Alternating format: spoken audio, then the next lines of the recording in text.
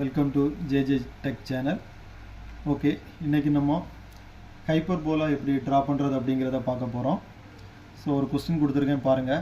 Draw a hyperbola given the distance of the focus from the directrix as 55 mm and eccentricity as 1.5.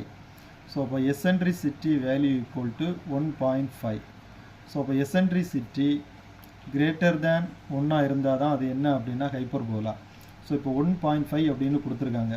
So அப்போ இந்த 1.5 எப்படி கிடைக்கும், அதாவது divide பண்ணும்போது 1.5 அப்படிங்கிறது வரணும்.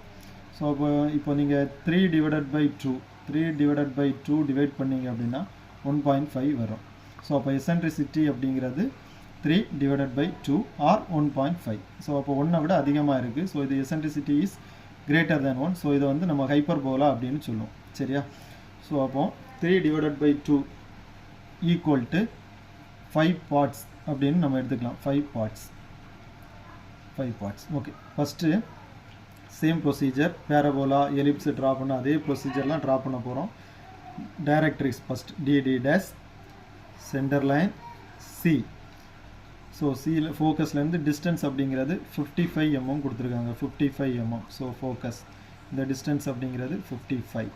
ஸோ இந்த 55 C2F இந்த டிஸ்டன்ஸை நம்ம எத்தனையாக டிவைட் பண்ணணும் அப்படின்னா 3 divided by 2 equal to 5 பார்ட்ஸாக டிவைட் பண்ணணும். ஸோ அப்போ டோட்டல் லென்த்து 55 divided by 5 போட்டோம் அப்படின்னா 11 வரும். ஒரு part equal to 11 mm. 11 first, second, third, fourth, ஃபோக்கஸில் 5th வரும். டிவைட் பண்ணிவிட்டு 3 divided by 2 அதாவது eccentricity equal to distance from the focus. ஃபோக்கஸ்லேருந்து மெஷர் பண்ணோம் அப்படின்னா தேர்டு பார்ட்டு, டைரக்ட்ரிக்ஸ்லேருந்து மெஷர் பண்ணோம் அப்படின்னா second part. First, second, third.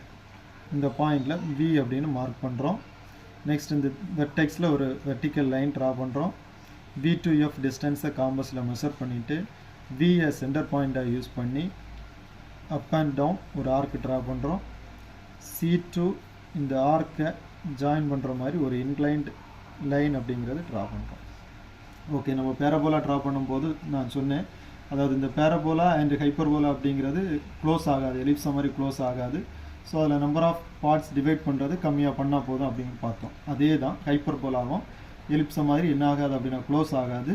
So அந்த வெர்டெக்ஸில் இருந்து ஒரு 3 or 4 or 5 ஈக்குவல் பார்ட்ஸ் அப்படிங்கிறது டிவைட் பண்ணிவிடுவோம்.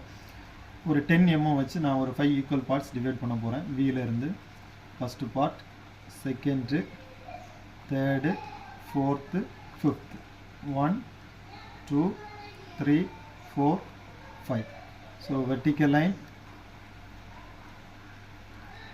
second part, third, fourth, next 5th line. So அடுத்து என்ன பண்ண போகிறோம் அப்படின்னா 1 to 1 dash, இதில் வந்து 1 dash அப்படின்னு மார்க் பண்ணுறேன். 2 to 2 dash, 3 dash, 4 dash etcetera.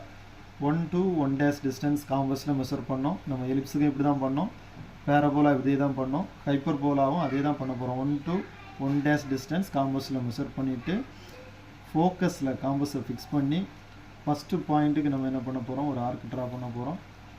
2 to 2 dash distance ஃபோக்கஸில் வச்சுட்டு ஆர்க்கு கட் பண்ணுறோம். 3 to 3 dash டிஸ்டன்ஸ் சேம் ஃபோக்கஸில் ஃபிக்ஸ் பண்ணிவிட்டு ஆர்க்கு கட் பண்ண போகிறோம். ஸோ கண்டினியூவாக இப்படியே வரோம்.